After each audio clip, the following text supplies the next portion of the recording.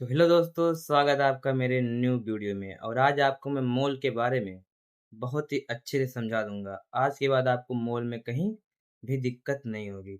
तो आप लोग देख रहे हैं मोल बराबर क्या होता है, भार बटा अणुभार। मोल बराबर भार बटा अणुभार।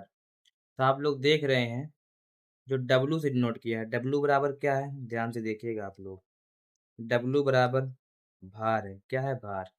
उसके बाद आप लोग आएंगे एम डब्लू बराबर क्या है, अणुभार।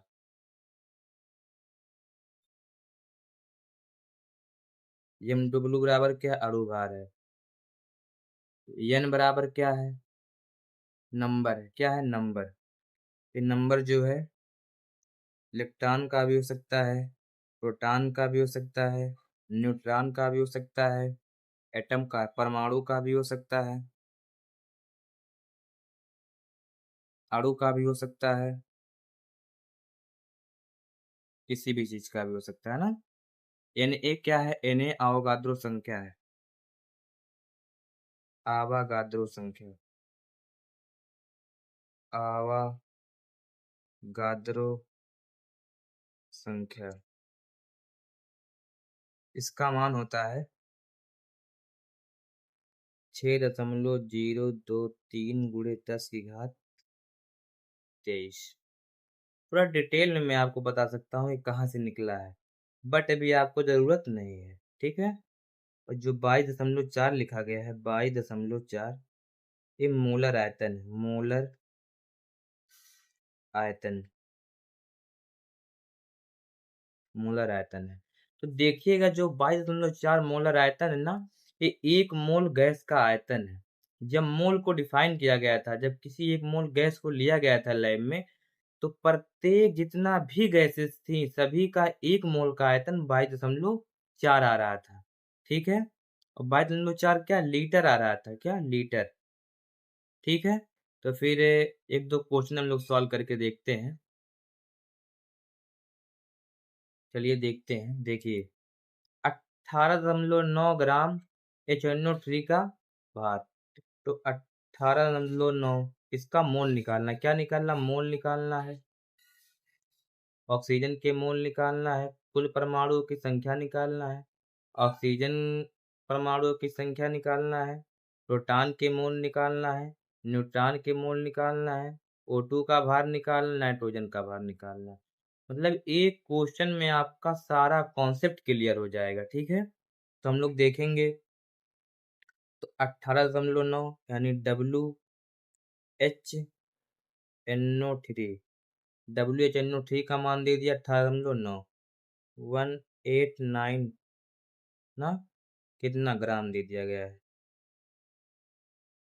18.9 ग्राम दे दिया गया है ना। तो हम लोग देखेंगे मोल बराबर होता है, हम लोग अणुभार भी निकाल लेते हैं, क्या, अणुभार भी निकाल लेते हैं।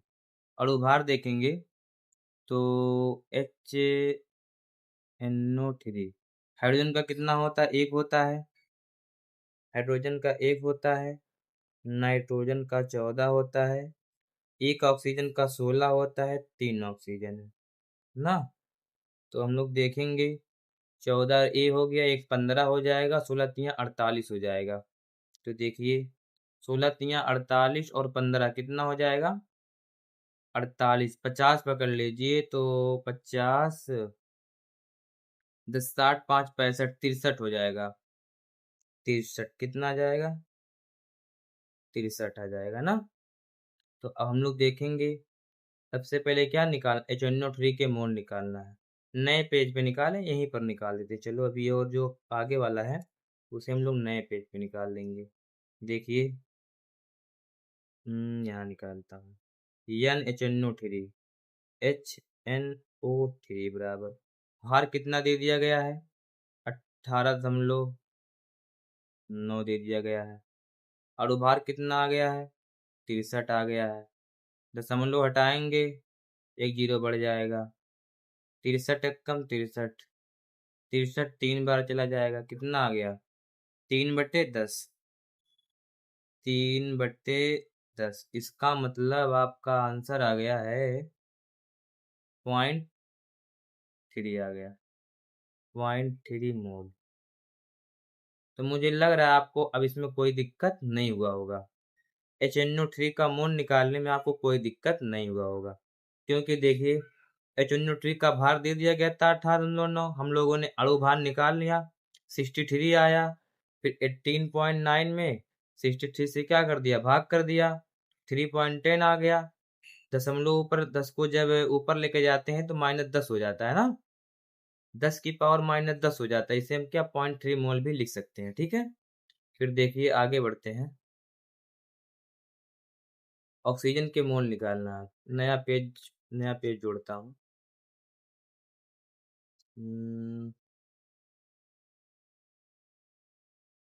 चलिए देखिए नया पेज जोड़ दिया।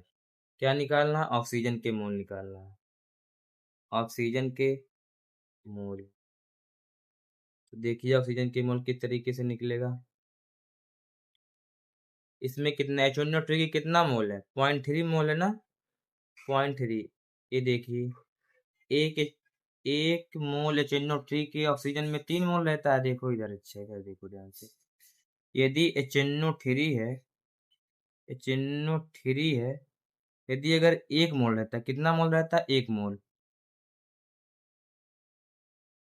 तो ऑक्सीजन के कितने मोल रहते, 3 मोल रहते।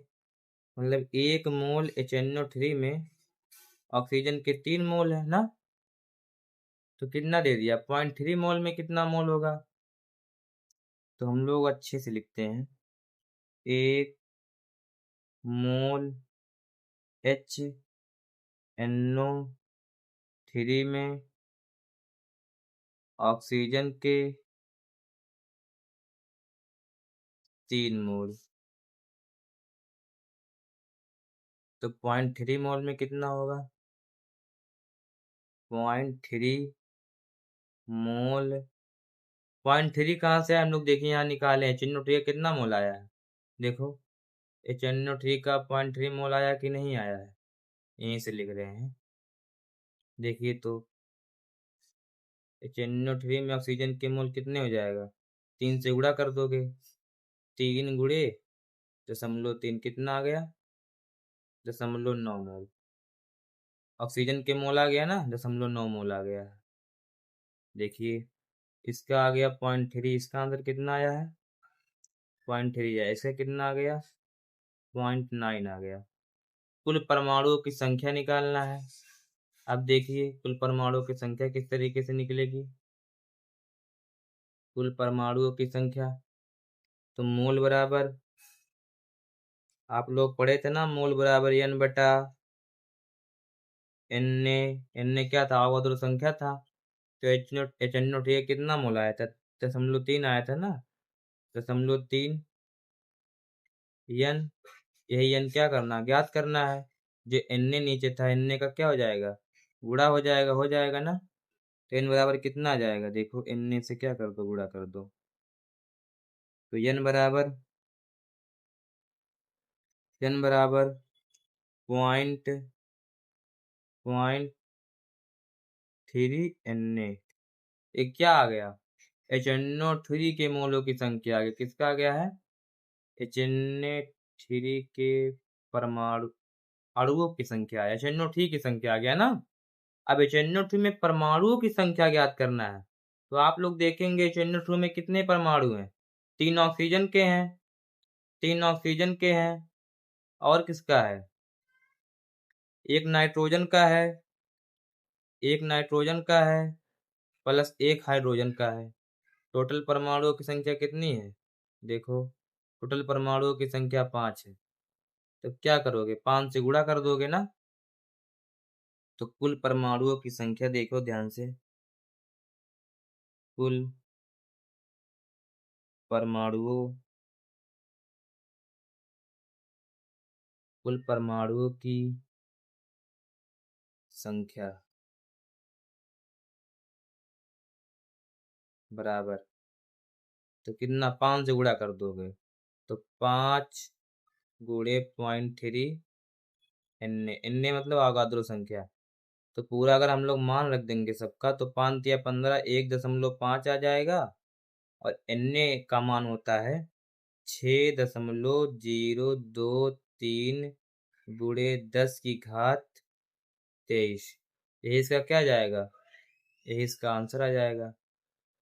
ठीक है, तो मतलब हम लोगों ने कुल परमाणुओं की संख्या भी निकाल लिया ना। अब ऑक्सीजन परमाणुओं की संख्या निकालना है। ऑक्सीजन के कितने परमाणु हैं, फिर मैं इसी पेज पर आपको दिखा देता हूँ सॉल्व करके ना, आपको प्रॉब्लम नहीं होगी फिर। देखिए HNO3 के HNO2 की कितनी, HNO2 की संख्या कितनी थी, एक मिनट देखिए।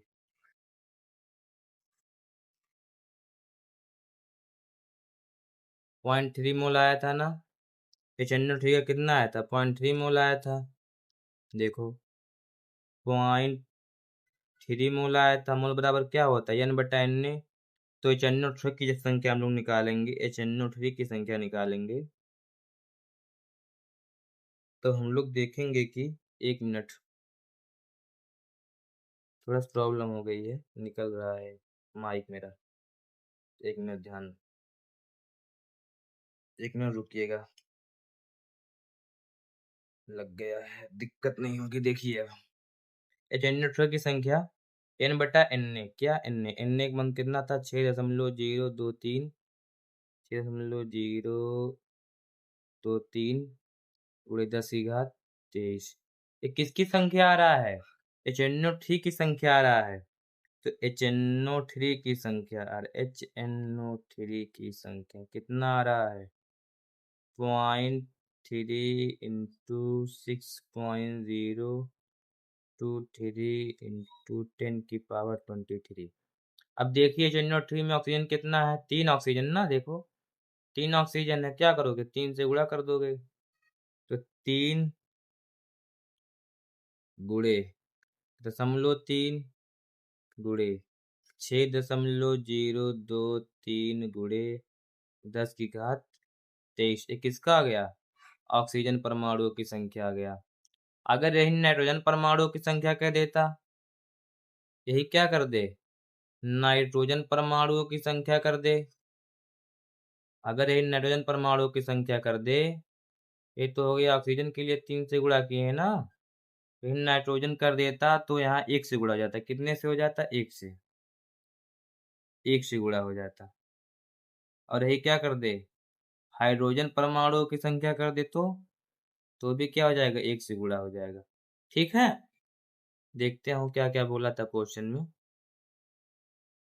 तो क्वेश्चन में ऑक्सीजन परमाणु की संख्या हो गया, और प्रोटॉन के मोल, न्यूट्रॉन की संख्या, ऑक्सीजन का भार, नाइट्रोजन का भार, ऑक्सीजन का भार और नाइट्रोजन का भार। तो ऑक्सीजन का भार, नाइट्रोजन का भार, एक मिनट, तब देखिए आगे कैसे सॉल्व होगा। क्या करते हैं, इसको मिटाते हैं।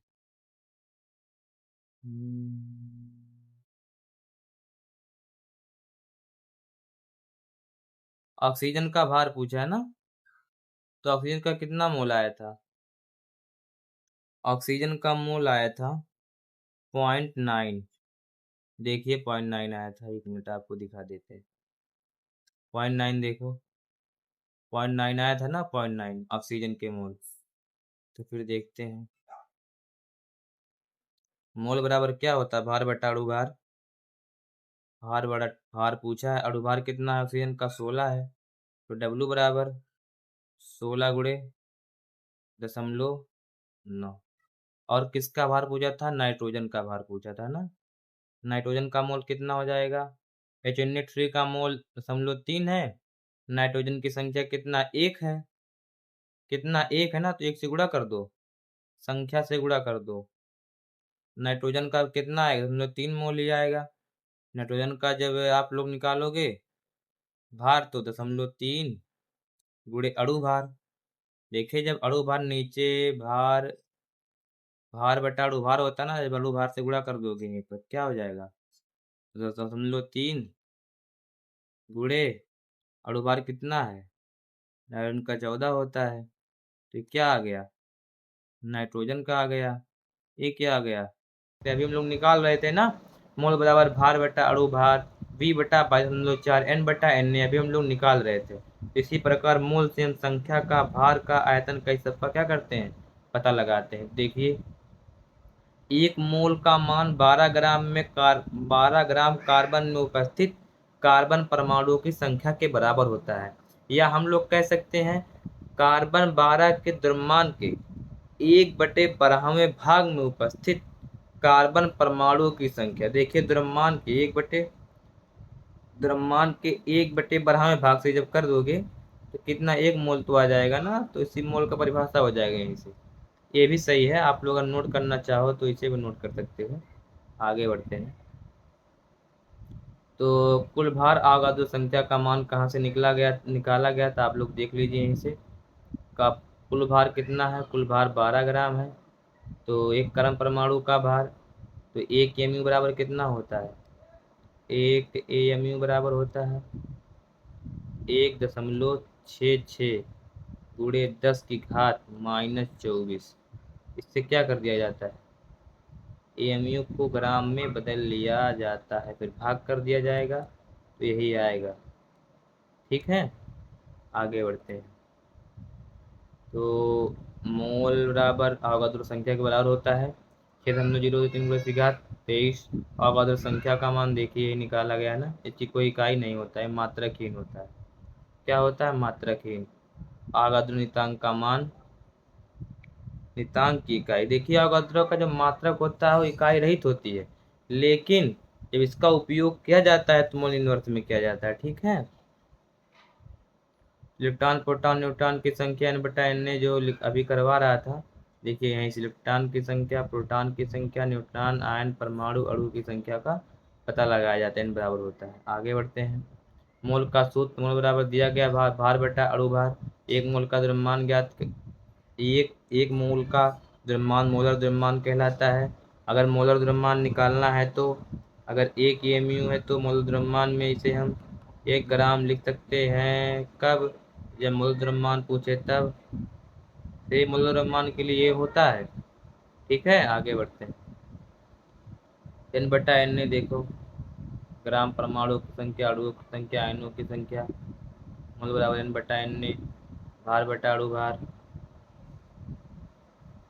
अब देखिए, राम मतलब सापेक्षिक एटॉमिक मास। तो हाइड्रोजन कितना होता है, 1 होता है। सल्फर का कितना होता है, 32। सोडियम का कितना होता है, 23। H2CO3 का कितना हो जाएगा, 2, इसका 12, 2 हाइड्रोजन का, 12 कार्बन का, तो 12 2 14, 16 3 48, 48 2 50, 10 60 2 62, कितना हो जाएगा, हो गया 62 हो गया। इसका CO2 कितना होता है, 44 होता है ना, इसका मात्रकहीन है। क्या है, मात्रकहीन। फिर हम लोग जब यहाँ पर आएंगे वही रहेगा, बस में क्या हो जाएगा, इसका मात्रक हो जाएगा क्या, AMU। इसका को क्या हो जाएगा, इसका भी AMU हो जाएगा, इसका भी AMU हो जाएगा, इसका भी क्या हो जाएगा, AMU हो जाएगा। सापेक्षिक द्रव्यमान ऐसा मैं पढ़ा चुका हूँ ऑफलाइन कोचिंग में, ऑनलाइन में तो भी कभी नहीं पढ़ाया हूँ। जिस दिन मिल गया टाइम उस दिन पढ़ा देंगे अच्छे से। ठीक है, सब कुछ खत्म कर देंगे एक ही वीडियो में। 32 ग्राम हो गया, 23 ग्राम हो गया, 62 ग्राम हो गया, 62 44 ग्राम हो गया। ठीक है, आगे बढ़ते हैं। यहाँ पर देखिए, नंबर ऑफ अणुओं की संख्या दे दिया है, मोल पूछा है और इसका द्रव्यमान पूछा है, आराम से निकल जाएगा। आगे बढ़ते हैं। अब देखिए, एक मोल ग्राम में द्रव्यमान कहलाता है। 1 मोल ग्राम का द्रव्यमान अभी आपको बताया था मैं। AMU को किसमें व्यक्त कर सकते हो, AMU को किसमें व्यक्त कर सकते हो, ग्राम में। कब, जब मोलर द्रव्यमान है। क्या है, मोलर द्रव्यमान। इसका आंसर क्या होगा, मोलर द्रव्यमान होगा। आगे बढ़ते हैं। एक क्वेश्चन को भी मैंने सॉल्व कराया था ना, चलिए आगे बढ़ते हैं। 34 ग्राम NH3 में उपस्थित परमाणु की संख्या, NH3 का द्रव्यमान कितना, आणविक भार कितना हो जाएगा, नाइट्रोजन का 14 हो जाएगा, हाइड्रोजन का 3 हो जाएगा, टोटल आ जाएगा 17 जाएगा ना। तो मोल बराबर होता है भार बटा अणु भार। भार कितना दे दिया गया, 14 दे दिया गया। अणु भार कितना है, 17 है। भाग कर देंगे, कितना आ जाएगा, 2 आ जाएगा। कुल परमाणुओं की संख्या पूछा है तो 3। मोल बराबर n बटा एन ए। तो 3 में 6.03 से गुणा हो जाएगा। तो 3 गुणे 6.023 गुणे 10 की घात 23 क्या आ गया, HNO NH3 की संख्या आ गया ना। यहाँ तो हम लोगों ने 2 निकाला, वेरी बहुत फास्ट मैंने कर दिया। हाँ देखिए यहाँ पर क्या था, यहाँ पे तो हम लोगों ने 2 निकाला है। देखिए इसे मिटाते हैं, कितना है, 2 है। 2 आया था ना, 2 मूल। तो कितना आ जाएगा, 6 जब 2 में भाग 6 गुणा करोगे तो 6 दूना 12 आ जाएगा ना। अब कुल परमाणु की संख्या 4 है, कितना, 4। तो हम लोग क्या करेंगे, 4 से गुणा कर देंगे, देखो ध्यान से। तो 4 गुणे 12.0 से 12 ही पकड़ लो, इसे छोड़ दो, गुणे 10 की घात 23। तो 12 चौक 48, 12 चौक 48 कहीं है देखो, है ना, यही हो जाएगा। देखिए मोल निकालेंगे, फिर एन मोल बराबर वो सूत्र धर देंगे, एन बटा एन ए का रख देंगे। जो एन ए आएगा उसमें परमाणुओं की संख्या से क्या कर दोगे, गुणा कर दोगे। जिसका भी पूछेगा, अगर हाइड्रोजन का पूछता 3 से गुणा होता, नाइट्रोजन का पूछता तो 1 से गुणा होता। जब कुल परमाणु की संख्या पूछ लिया तो किससे गुणा हो गया, 4 से गुणा हो गया। आगे बढ़ते हैं। 100 ग्राम परमाणु का द्रव्यमान क्या होगा। 100 ग्राम परमाणुओं का, हाइड्रोजन के 100 ग्राम परमाणुओं का द्रव्यमान क्या होगा, देखो। हाइड्रोजन के 100 ग्राम परमाणु का द्रव्यमान यही है ना। 100 ग्राम परमाणु का द्रव्यमान क्या होगा, 100 ग्राम होगा और क्या होगा, 100 ग्राम होगा। अगर ये पूछता एक मोल हाइड्रोजन परमाणु के ग्राम क्या होगा, तो हम लोग आणविक भार से निकाल लेते, भार बटा अणु भार से मोल आ जाएगा, कितना आ गया, 100 मोल आ गया ना।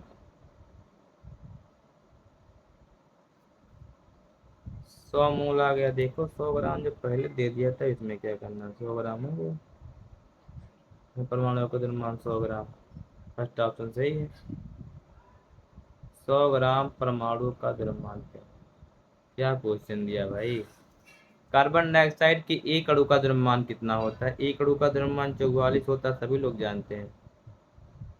लेकिन क्या ग्राम, 22 ग्राम या ए वाला इसमें से कौन सही है। तो एक अणु का द्रव्यमान 44 AMU होता है, AMU। एक MU बराबर 6.03 गुणे 23 से गुणा कर दो, तो 44 गुणे 6.023 गुणे, नहीं यार ग्राम में कर रहे हो ना, तो मैं संख्या निकालने लगा, 1 मिनट। 1 MU बराबर होता है 1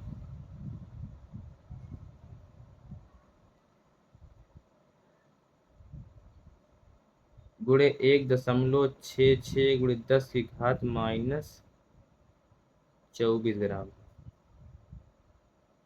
तो 44 में 6 से गुणा करोगे तो आ जाएगा आपका, मुझे लगता है ये वाला आएगा ना, क्योंकि और किसी में है नहीं। तो 44 से, हाँ यही आएगा, ठीक है, देखो यही वाला आंसर आएगा। इसे 1.5 पकड़ लो, 44 और 22, लगभग 62-70 आ रहा ना, वही यही वाला सही रहेगा। देखो तुक्का थोड़ा बहुत मार दे जाता है। एक समझ लो 4 मोल फास्फोरस सल्फेट के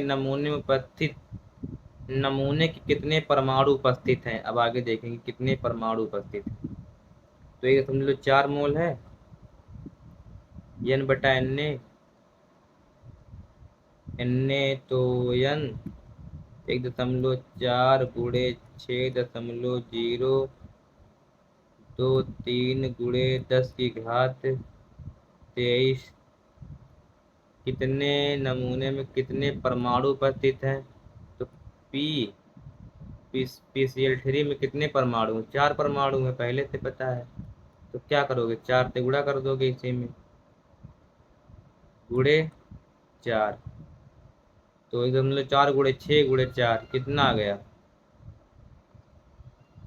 तो आपका आ जाएगा 6 चौक 24, 24 गुणे 15 कर दोगे तो लगभग यही आएगा मुझे। ठीक है, नमूने में कितने परमाणु पर, यही आएगा इसका आंसर। गुणा करके आप लोग देख लीजिएगा।